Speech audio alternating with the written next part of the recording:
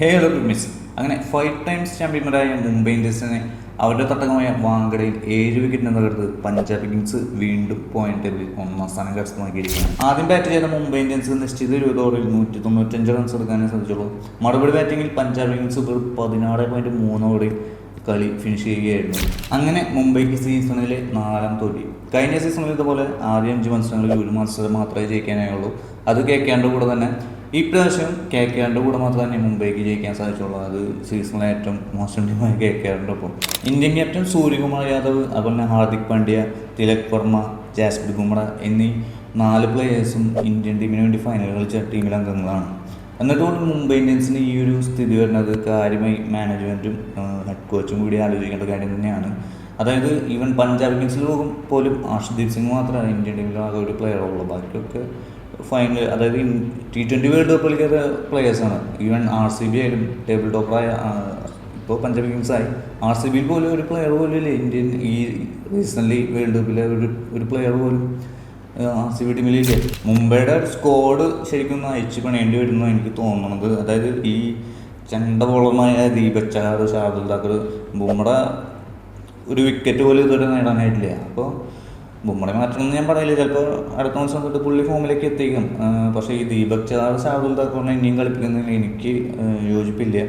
ഇവിടെ മാറ്റിയാൽ തന്നെ ഈവൻ ഇപ്പോൾ റീസെൻ്റ്ലി സൺറൈസേഴ്സ് ആയതുപോലെ വേണ്ടി അരങ്ങേറിയവരുണ്ട്. അതുപോലെ പുതിയ കളിക്കാരെ ആരെങ്കിലും ഒന്ന് ചേഞ്ച് കൊണ്ടുവന്ന് ഒരു മാറ്റം കൊണ്ടുവന്നാൽ മുംബൈ ഇന്ത്യൻസിന് ഇനിയും മുന്നോട്ട് പോകാൻ സാധിക്കുള്ളൂ. പിന്നെ നമ്മുടെ മുംബൈ ക്യാപ്റ്റൻ ഹാർദിക് പാണ്ഡ്യയുടെ ഒരു ആറ്റിറ്റ്യൂഡ്, പുള്ളിക്ക് ഒരു ക്യാപ്റ്റൻ്റെ ആറ്റിറ്റ്യൂഡൊന്നും, അതായത് ഒരു ക്യാപ്റ്റനാവുള്ളൊരു യോഗ്യതൊന്നും എനിക്ക് തോന്നുന്നില്ല. അത് മൊത്തത്തിൽ ഒരു അസ്വാരസ്യം മുംബൈ സ്ക്വാഡിൽ കാണും.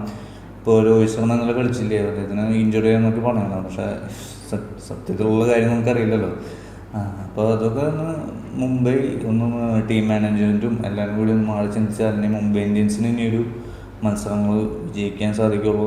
ഇന്നലെ ടോസ് നേടിയ പഞ്ചാബ് ക്യാപ്റ്റൻ ശ്രേയസ് അയ്യർ മുംബൈ ഇന്ത്യൻസിനെ ബാറ്റിങ്ങിനാക്കിയായിരുന്നു. ശ്രേയസ് അയ്യറിൻ്റെ ഇന്നലെ കിട്ടില്ല ക്യാച്ചൊക്കെ ഉണ്ട്. അതുപോലെ ബാറ്റിങ്ങിൽ നല്ല പെർഫോമൻസാണ് ശ്രേയസ് അയ്യർ ഇന്നലെ പഞ്ചാബിന് വേണ്ടി കാഴ്ചവെച്ചത്. അപ്പോൾ അതിലേക്ക് വരാം. അങ്ങനെ ബാറ്റിങ്ങിന് ഇറങ്ങിയ മുംബൈ ഇന്ത്യൻസിന് വേണ്ടി രോഹിത് ശർമ്മയുടെ സാന്നിധ്യത്തിൽ ക്വിൻ്റൺ ഡി കോക്കും റയാൻ ടെല്ലറും കൂടിയാണ് ബാറ്റിംഗ് ഓപ്പൺ ചെയ്തത്. 3ാം ഓവറിൽ അർഷ്ദീപ് സിംഗ് തൻ്റെ 100ാം വിക്കറ്റ് IPL 100ാം വിക്കറ്റായി റയാൻ ടെല്ലറിനെ പുറത്താക്കി. എന്നാൽ തൊട്ടടുത്ത ബോളിൽ തന്നെ മിസ്റ്റർ 360 പറഞ്ഞയച്ച് ആ ഒരു 100 വിക്കറ്റ് എന്ന ആഘോഷം ഗംഭീരമാക്കി എന്ന് വേണമെങ്കിൽ പറയാം. എന്നാൽ 3ാം വിക്കറ്റിൽ നമാന്തറും അതുപോലെ തന്നെ ക്വിൻ്റൺ ഡി കോക്കും ചേർന്ന് 122 പാർട്ട്ണർഷിപ്പ് മുംബൈയുടെ മികച്ച സ്കോറിലെത്തിക്കുകയായിരുന്നു. ഇതിനിടെ നമാന്തറിനെ പുറത്താക്കാനുള്ള ഒരു അവസരം യുസ്വേന്ദ്ര ചഹൽ മിസ്സാക്കിയാണ് ഉണ്ടായത്. അതായത് ഒരു സിമ്പിൾ ക്യാച്ച് അത് ഡ്രോപ്പ് ചെയ്യാണ് ചെയ്തത്. പിന്നെ ഇന്നലെ മുംബൈക്ക് വേണ്ടി ഈ സീസണിൽ ആദ്യ മത്സരം കളിച്ച ക്വിൻ്റൺ ഡി കോക്ക് കിഡിലൻ ബാറ്റിംഗ് തന്നെയാണ് കാഴ്ചവെച്ചത്. അതായത് 60 ബോളിൽ 8 4ഉം 7 6ഉം ഉൾപ്പെടെ 112 റൺസാണ് ഇന്നലെ ക്വിൻ്റൺ ഡി കോക്ക് അടിച്ചത്. അതേപോലെ IPL തൻ്റെ 3ാം സെഞ്ചുറി പൂർത്തിയാക്കുകയും ചെയ്തു. അങ്ങനെ 14ാം ഓവറിൽ ശശാന്ത് സിംഗ് നമാന്തറിനെ പുറത്താക്കി പഞ്ചാബിന് വീണ്ടും ഒരു ബ്രേക്ക് ത്രൂ നൽകിയായിരുന്നു. നമാന്തർ ഇന്നലെ 31 ബോളിൽ 3 വീതം 4ഉം 6ഉം ഉൾപ്പെടെ 50 റൺസാണ് ഇന്നലെ മുംബൈക്ക് വേണ്ടി അടിച്ചത്. അതായത് ചഹാലിൻ്റെ ഒരു ലൈഫിൽ നമാന്തർ നല്ലൊരു 50 അടിച്ചു. പിന്നീടാണ് ക്യാപ്റ്റൻ കുൻഫു പാണ്ഡ്യയുടെ വരവ്. നമ്മുടെ ഹാർദിക് പാണ്ഡ്യ ഒരു 6 ഒക്കെ അടിച്ച് ടച്ച് ചെയ്യുന്ന സമയത്ത് 18ാം ഓവർ അറിയാമെന്ന് മാർക്കോ ജോൺസൺ 3ാം ബോളിൽ ഒരു കിഡിലൻ പവർ ഷോട്ട് അടിച്ചെങ്കിലും നമ്മുടെ പഞ്ചാബ് ക്യാപ്റ്റൻ ശ്രേയസ് അയ്യറിൻ്റെ ഒരു കിഡിലൻ എഫേർട്ട്, ആ ഒരു എഫേർട്ടിന് കൊടുക്കാൻ ഒരു 100 മാർക്ക് എമ്മാതിരി സാധനം. അതായത് മുംബൈ ബെഞ്ചിൻ്റെ തൊട്ടടുത്ത് വെച്ച് ചാടി ബൗണ്ടറി ലൈനിലേക്ക് ഡൈവ് ചെയ്ത് ആ ക്യാച്ച് ബോൾ എടുത്തിട്ട് നേരെ സാവയുടെ ബാറ്റിലെറ്റോ ഓപ്പോസിറ്റ് ഉണ്ടായിരുന്നു പുള്ളിയുടെ കയ്യിലേക്ക് എറിഞ്ഞു കൊടുത്ത ഒരു കിഡിലൻ സാധനം. ആ ക്യാച്ച് സേവ് ബാറ്റ്ലറിൻ്റെ പേരിൽ അറിയപ്പെടുമെങ്കിലും എടുത്ത എഫേർട്ടും മുഴുവൻ നമ്മുടെ ശ്രേയസ് അയ്യറിൻ്റെ വകയാണ്. മുംബൈ ബെഞ്ചിലെ സൂര്യകുമാറും എല്ലാവരും ഇങ്ങനെ വാവിളിച്ച് നിന്ന് പോയ നിമിഷം, ഒരു പക്ഷേ സ്വന്തം ഇന്ത്യൻ ടീമായിരുന്നെങ്കിൽ എല്ലാവരും ഓടി വന്ന് കെട്ടിപ്പിടിച്ച് ഒരു ഉമ്മയൊക്കെ കൊടുക്കേണ്ട കിഡിലൻ ക്യാച്ച്. പിന്നീട് വന്നാൽ ഷർഫാൻ റൂത്തർഫോർഡും തിലക്കോടൊന്നും കാര്യമൊന്നും ചെയ്യാൻ സാധിച്ചില്ല. പിന്നെ ബോളുകൾ അധികം ഉണ്ടായില്ല, അത് കുറച്ച് ബോളുകൾ തന്നെ അവർക്കും ഫേസ് ചെയ്യാൻ, അതായത് ബോൾ നേരിടാൻ സാധിച്ചുള്ളൂ.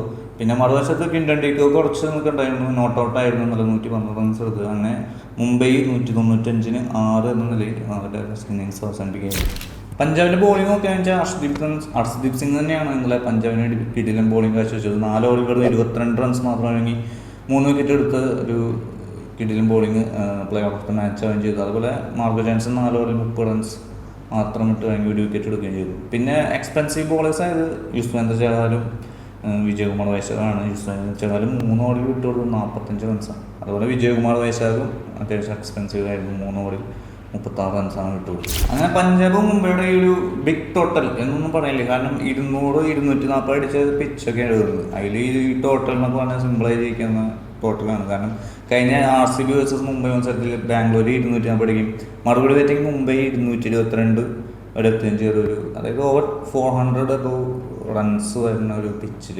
295 റൺസ് വെച്ച് ഈ ചെണ്ട ബോളേഴ്സായ ദീപക് ചഹാറും ഷാർദുൽ താക്കൂറിനും അതുപോലെ ക്യാപ്റ്റൻ കുംഫു പാണ്ഡ്യയും ഒക്കെ ബോളറിനുണ്ട്. ഇവർക്ക് ഈ സ്കോർ ഡിഫെൻഡ് ചെയ്യാൻ പറ്റുന്നുണ്ടോ? പറ്റൂല്ലേ. അപ്പോൾ അങ്ങനെ ഓപ്പണിംഗ് വന്നത് പ്രിയാൻഷാരിയും പ്രഭ്സിമരൻ സിംഗുമാണ്. പ്രിയാൻഷാരി ആദ്യം പവർ പ്ലേയിൽ തന്നെ മടക്കി. ഗസൻഫാർ അവൻ മാത്രം കുറച്ച് ബെറ്ററായിട്ട് ബോൾ എറിഞ്ഞു പറയാം. ഇന്നലെ ദീപക് ചഹറിന് ആദ്യം ഒരു 24 റൺസാണ് പഞ്ചാബ് അടിച്ചെടുത്തത്. അവസാനം ജയിപ്പിച്ചു കൊടുത്തത് പുള്ളി തന്നെയാണ്, 17 ഓവറിൽ പുള്ളി തന്നെയാണ്. അങ്ങനെ 2.3 ഓവറിൽ 45 റൺസാണ് ഇന്നലെ ദീപക് ചഹർ വിട്ടുകൊടുത്തത്. 18 പുള്ളിയുടെ എക്കണോമി റേറ്റ്. അങ്ങനെ പ്രിയാൻഷാരിയെ ഗസൻഫാർ പുറത്താക്കി. പിന്നാലെ തന്നെ കൂപ്പർ കൊന്നോളിയും ഈ പുള്ളി തന്നെ ഗസൻഫാർ പുള്ളി മാത്രം ഒരു ഭേദപ്പെട്ട പ്രകടനം, ബോളിംഗ് പ്രകടനം മുംബൈക്ക് വേണ്ടി കാഴ്ചവെച്ചുള്ളൂ. 4 ഓവറിൽ 31 റൺസ് മാത്രം വിട്ടു തുടങ്ങി 2 വിക്കറ്റ് എടുത്ത ഒരു മുംബൈ ബോളിങ്ങിൽ ബുംറയേക്കാൾ ഇപ്പോൾ ഭേദത്തിലറിയണത് ഈ പുള്ളിയെന്ന് പറയാം, ഗസൻഫാർ. അങ്ങനെ ഇരുവരെയും പവർ പ്ലേ തന്നെ മടക്കി വെച്ചെങ്കിലും 3-ാം വിക്കറ്റിൽ പ്രഭ്സിമരൻ സിംഗും ക്യാപ്റ്റൻ ശ്രേയസ് അയ്യരും ചേർന്ന് പഞ്ചാബിനെ വിജയത്തിലെത്തിക്കുകയായിരുന്നു എന്ന് പറയാം. ഇരുവരും ചേർന്ന് 3-ാം വിക്കറ്റിൽ 139 റൺസാണ് പഞ്ചാബിന് വേണ്ടി നല്ല അടിച്ചെടുത്തത്. ഇതിനിടെ പ്രഭ്സിമരൻ സിംഗിൻ്റെ ഒരു ക്യാച്ച് ജസ്പ്രീത് ബുംറ ഡ്രോപ്പ് ചെയ്യുന്നത്. ജസ്പ്രീത് ബുംറ ദിവസങ്ങളെ അല്ല റീസെൻ്റ്ലി മുംബൈ ഇന്ത്യൻസിന് വേണ്ടി നല്ലൊരു ക്യാച്ച് മിസ്സായി, ഡ്രോപ്പ് ദ മാച്ചും വിട്ടു പറഞ്ഞു. കാരണം പ്രഭ്സിമരൻ സിംഗ് നല്ല 80 റൺസാണ് പഞ്ചാബിന് വേണ്ടി നേടിയത്. 39 ബോളിൽ 11 ഫോറും 2 സിക്സും ഉൾപ്പെടെയാണ് ഈ ഒരു 80 റൺസ് പ്രഭ്സിമരൻ സിംഗ് നല്ല അടിച്ചെടുത്തത്. അതുപോലെ നല്ല ക്യാപ്റ്റൻ ശ്രേയസ് അയ്യരുടെ കിടിലൻ ബാറ്റിംഗ് തന്നെയാണ് കാഴ്ചവെച്ചത്. 35 പന്തിൽ 5 ഫോറും 4 സിക്സും ഉൾപ്പെടെ 66 റൺസ് ക്യാപ്റ്റൻസ് നോക്ക് ശ്രേയസ് അയ്യരുടെ ഓവർ. പിന്നീട് ശ്രേയസ് അയ്യരുടെ ഒരു ക്യാച്ചും മുംബൈ പാഴാക്കിയാണ്. മുംബൈ ബോളിങ്ങിലും ഫീൽഡിലും വളരെ മോശം പ്രകടനമാണ് ഇന്നലെ കാഴ്ചവെച്ചത്. അത് തന്നെയാണ് മുംബൈ എന്നുള്ള തോൽവിക്ക് നയിച്ചത്. ഒരു തരത്തിലും മുംബൈക്ക് പിന്നെ ആദ്യത്തെ ആ പവർ പ്ലേയിൽ 2 വിക്കറ്റിന് ശേഷം മുംബൈ മത്സരം കൈവിട്ടുന്ന സ്ഥിതിയിലായി. നമേന്ദ്ര ഒരു ക്യാച്ച് മിസ്സാക്കി ബൗണ്ടറി ലൈനിൽ വെച്ച് പിന്നീട് നമേന്ദ്ര തന്നെ പിടിച്ച് പുറത്താക്കിയെങ്കിലും അപ്പോഴേക്കും കളിയൊക്കെ കഴിയുന്നുണ്ടായിരുന്നു. ശ്രേയസ് അയ്യർ അവസാനം പുറത്തായി. അതായത് 17 ഓവർ മത്സരം ജയിച്ചെങ്കിൽ 16 ഓവറിലാണ് ശ്രേയസ് അയ്യർ പുറത്തായത്. അപ്പോഴേക്കും കളി പഞ്ചാബിൻ്റെ കയ്യിലായി. പിന്നെ സ്റ്റോയിനസ് ഒന്ന് കളി സിമ്പിളായി ഫിനിഷ് ചെയ്യാണ് ചെയ്തത്. അങ്ങനെ പഞ്ചാബ് വീണ്ടും പോയിന്റ് ടേബിളിൽ 1-ാം സ്ഥാനത്ത് എത്തിയിരിക്കും. മുംബൈ വെറും ഒരു മത്സരം മാത്രം ജയിച്ച് 2 പോയിന്റ് വാങ്ങി 9-ാം സ്ഥാനത്താണ് കിടക്കുന്നത്. അതായത് KKR ഒരു മത്സരം പോലും ജയിക്കാതെ KKRൻ്റെ തൊട്ട് മുകളിൽ. അപ്പം മുംബൈയുടെ ഇനി അടുത്ത മത്സരം വരുന്നത് ഗുജറാത്ത് ടൈറ്റൻസ് ആയിട്ടാണ് ലീഡുവിന്. പഞ്ചാബിൻ്റെ അടുത്ത മത്സരം വരുന്നത് ലക്നൗ സൂപ്പർ ജയൻസ് ആണ്. അപ്പം നമുക്ക് അടുത്തൊരു മാച്ചിൻ്റെ വിശേഷമായി വീണ്ടും കാണാം. അതുവരേക്കും ബൈ.